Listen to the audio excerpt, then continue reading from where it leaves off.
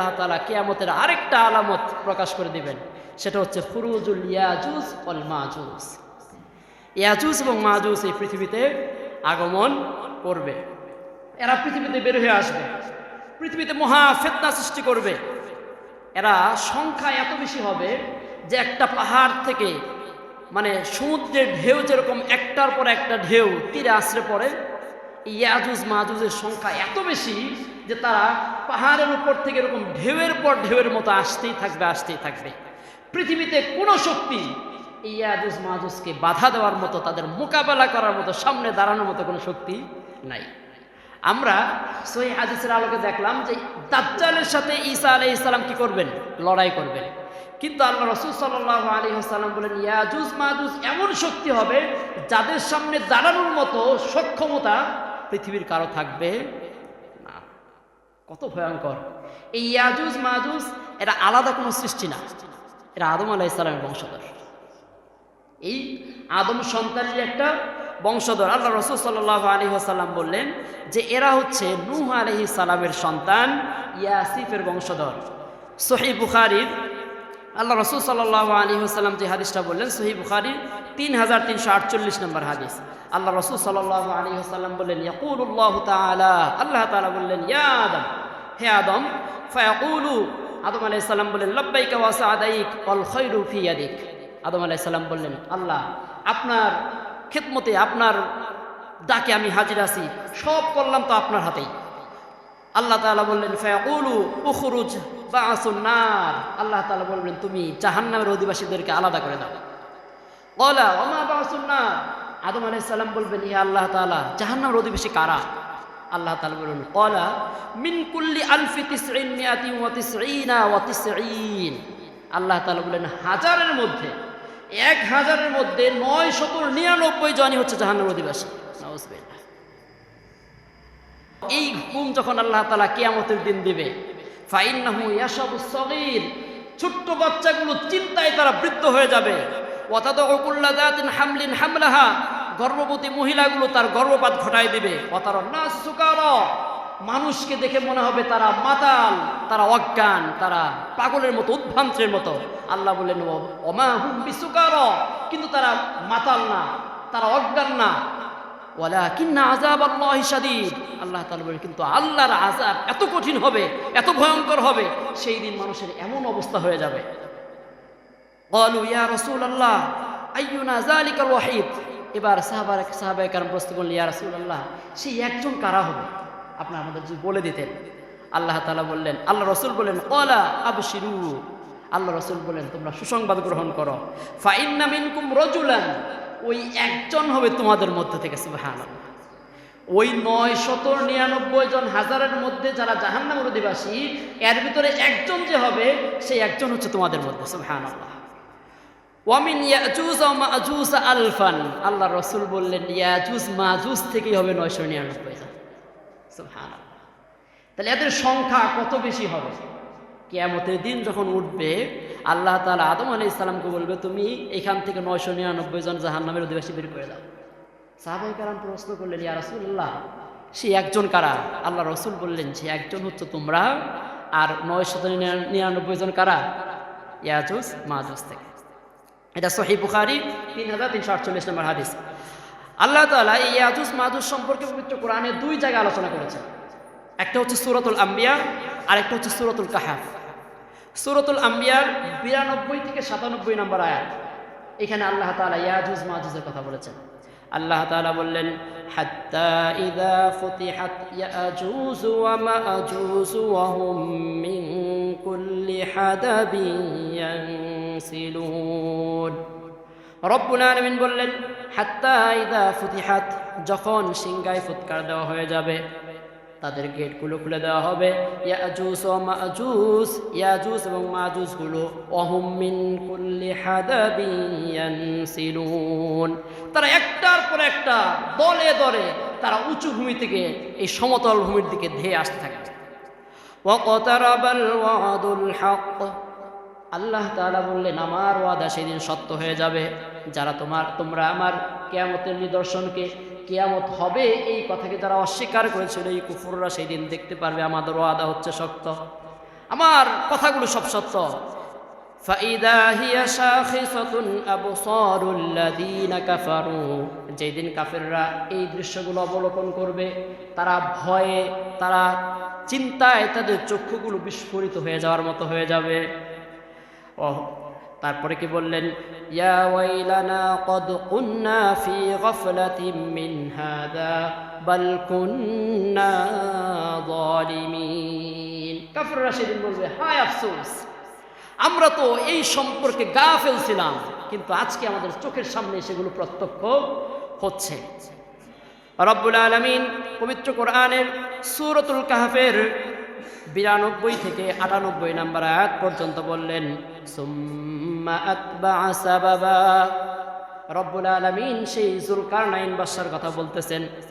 সে যখন আরেকটা পথ অবলম্বন করলো, আরেক দিকে এলাকায় গেল, হাত্তা ইযা বালাগা বাইনাস সাদদাইনি ওয়াজাদা মিন দুনিহিমা কওলা।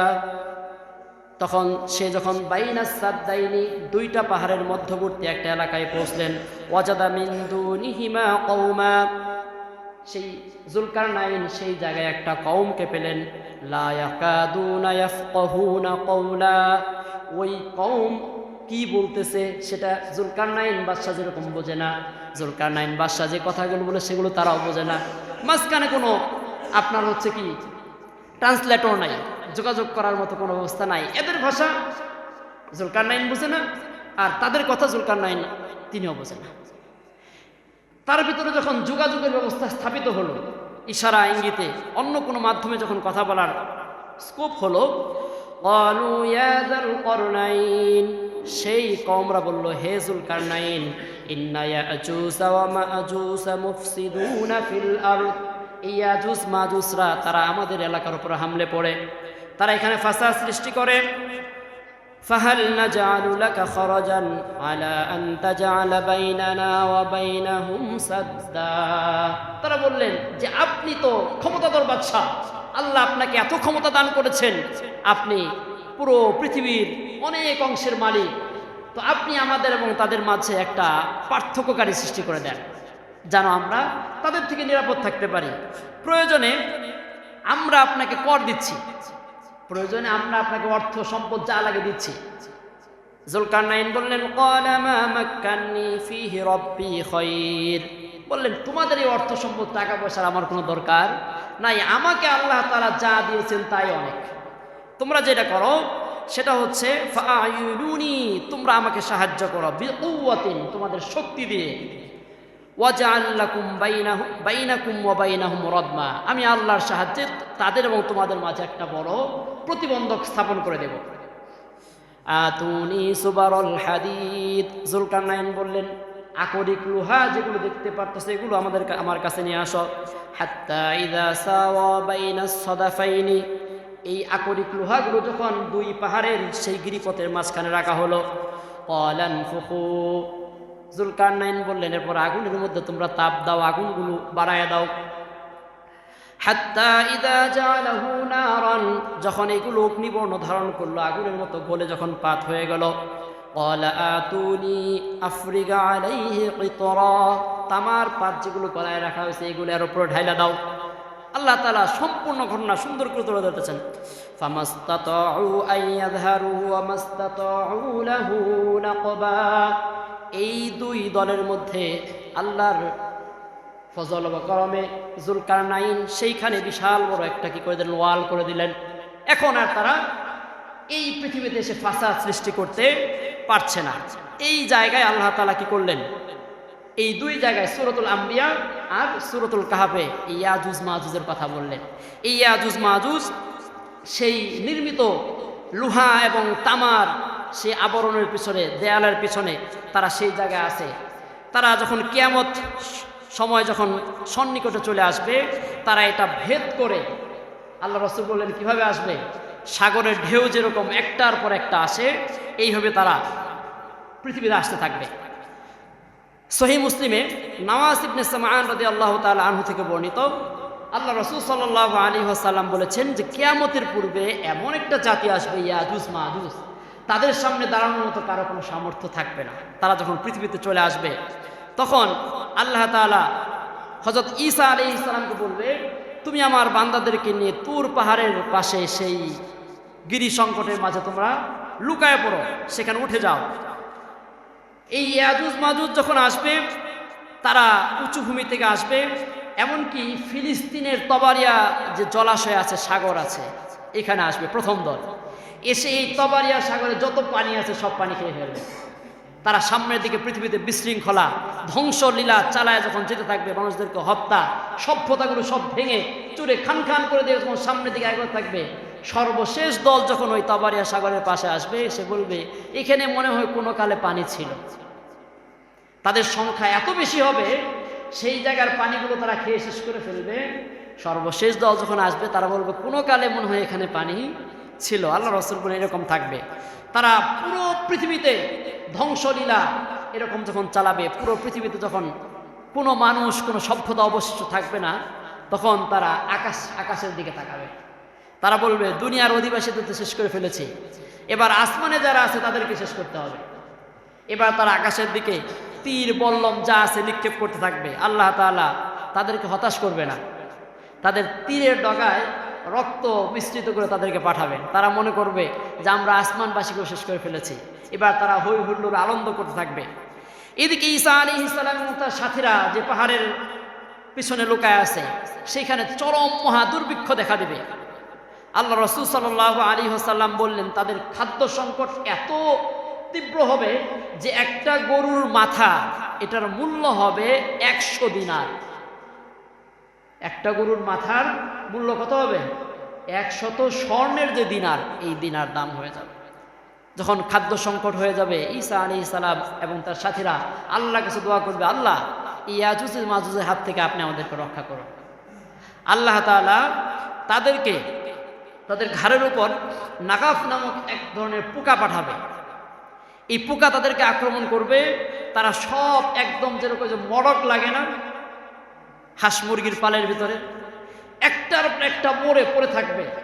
পুরো পৃথিবীতে আল্লাহ রাসূল সাল্লাল্লাহু আলাইহি সাল্লাম বলেন, 1 বিঘত পরিমাণ জায়গা ফাঁকা থাকবে না যেই জায়গায় ইয়াজুজ মাজুজের লাশ পড়ে না থাকবে। সংখ্যা এত বেশি হবে, কোনো কোনো জায়গায় স্তূপ হয়ে যাবে। এরকম মরে যখন পড়ে থাকবে, তাদের কোনো আওয়াজ পাওয়া যাবে না।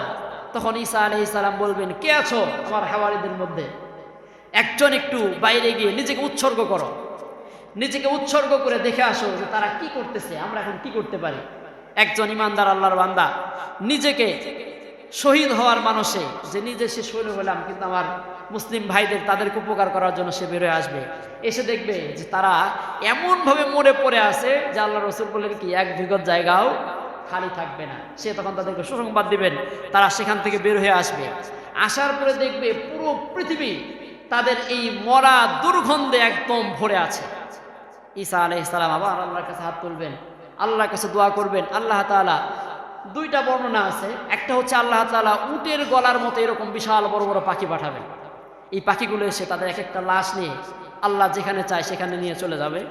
এটা একটা বর্ণনা। আরেকটা বর্ণনা আছে একাধারে 40 দিন 40 রাত আল্লাহ তাআলা মুষলধারে বৃষ্টি দিবেন। এই বৃষ্টিতে পুরো পৃথিবী ধুয়ে মুছে পরিষ্কার পরিচ্ছন্ন সাফ সুতরা হয়ে যাবে। আবার আল্লাহ তাআলা, আল্লাহ রাসূল সাল্লাল্লাহু আলাইহি ওয়াসাল্লাম একদিন আম্মাজান জয়নব বিনতে জাহাশ রাদিয়াল্লাহু তাআলা আনহার ঘরে ঘুমিয়ে আছে। তিনি ঘুম থেকে উঠলেন যে ইয়াজুজ মাজুজ যে আসবে তারা কত নিকটবর্তী। আল্লাহ রাসূল সাল্লাল্লাহু আলাইহি ওয়াসাল্লাম ঘুমের মধ্যে তিনি উঠে বললেন যে সাবধান, ওয়াইলুল লিল আরব। আল্লাহ রাসূল বললেন আরবদের ধ্বংস হোক। এখানে আরব বলতে আরব জাহানে তখন প্রায় সবাই মুসলমান, মানে মুসলমানদের ধ্বংস হোক। আল্লাহ রাসূল বললেন মুসলমানরা ধ্বংস হোক। মিন শাররি ক্বাদ ইকতারাবা ফুতিহাল ইয়াউমা মিন রাদিমি ইয়াজুজ ওয়া মাজুজ। আল্লাহ রাসূল সাল্লাল্লাহু আলাইহি ওয়াসাল্লাম বললেন মুসলমানদের ধ্বংস হয়ে যাবে, কারণ আজকে ইয়াজুজ মাজুজের যে ওয়ালটা আছে, মিসলা হাযিহি খাল্লাকা বাইনাল ইসবাইনি ওয়াল ইবহাম। আল্লাহ রাসূল সাল্লাল্লাহু আলাইহি ওয়াসাল্লাম তার হাতের এই ইবহাম বৃদ্ধাঙ্গুলি এবং ইসবাইন এই আঙ্গুল দ্বারা এরকম করে একটা বৃত্ত আকারে দেখাইলেন যে ইয়াজুজ মাজুজের দেয়ালে আজকে তারা এতটুকু পরিমাণ ছিদ্র করে ফেলেছে। তিনি কি করলেন, তার ইবহাম বৃদ্ধাঙ্গুলি আর ইসবাইন এই শাহাদাত আঙ্গুলি এরকম করে তিনি বৃত্ত আকারে দেখাইলেন যে আজকে ইয়াজুজ মাজুজ তাদের ওয়ালে এতটুকু ছিদ্র করে ফেলেছে, তারা যে কোনো মুহূর্তে চলে আসবে। অন্য হাদিস আল্লাহ রাসূল সাল্লাল্লাহু আলাইহি ওয়াসাল্লাম বললেন, তারা প্রত্যেক দিন এই প্রাচীরের কাছে আসে, এসে তারা প্রাচীর ভাঙার জন্য চেষ্টা করতে থাকে। যখন একদম প্রাচীরকে একদম পাতলা বানায় ফেলে বা একটু ছিদ্র হয়ে যায়, তখন বলে আজকে থাক, সন্ধ্যা হয়ে গেছে, অনেক কষ্ট হয়েছে, আগামীকাল এসে বাকিটা করবে। তারা যখন চলে যায়, পরের দিন সকালে আসে দেখে আবার আগের মতো হয়ে গেছে। কিন্তু কিয়ামত যখন সন্নিকটে আসবে, তারা তখন বলবেন যে আগামীকাল এসে বাকিটুকু শেষ করবো ইনশাআল্লাহ। এটা বলবে, বলার পর পরের দিন এসে দেখবে যতটুকু করেছিল ঠিক ততটুকু পরিমাণ আছে, তারা এক ধাক্কায় সেটা ভেঙে পৃথিবীর উপর তারা আক্রমণ আছড়ে পড়বে। এবার বর্তমানে আমাদের পৃথিবীতে কিছু কিছু লোক বের হয়েছে যারা ইয়াজুজ মাজুজ যে আগমন করবে এটাকে তারা অস্বীকার করতে চায়। নাউজুবিল্লাহ। পবিত্র কোরআনে কয় জায়গায় বললাম? 2 জায়গায়। একটা হলো সূরাতুল আম্বিয়া আর একটা সূরা কাহাফ। আল্লাহ স্পষ্ট করে বলেন, হাদিস তো সহিহ হাদিসের অভাব নাই, সহিহ বুখারী মুসলিমে অনেক হাদিস এগুলো বর্ণনা করা আছে। তো এটা যারা অস্বীকার করতে চায় তারা বলে যে পৃথিবীতে বর্তমান এই স্যাটেলাইটের যুগে, তথ্য প্রযুক্তির যুগে পৃথিবীতে এমন কোনো স্থান নাই যেই জায়গায় আজকে আমাদের কাছে ছবি নাই। সেই সাইবেরিয়ার, সেই উত্তর মেরু, সেই প্রত্যেক ককেশাস অঞ্চলের জায়গাগুলো আজকে স্যাটেলাইটের মাধ্যমে দেখতে পারতেছি। সব জায়গায় মানুষের বিচরণ আছে। যদি এই ইয়াজুজ মাজুজের বা যুলকারনাইনের ওয়াল থাকতো তাহলে তো আমরা দেখতেই পারতাম, সেটা দেখা যেত, তাদের আবিষ্কার হতো। এখনো বেরোচ্ছে না কেন? আসলে বের না হওয়া মানে এটা নাই এটা বোঝা যায় না, বরং তোমার অক্ষমতা। তোমাকে আল্লাহ তাআলা ওই ক্ষমতা দেয় নাই, সেজন্য তুমি বের করতে পারতেছে না।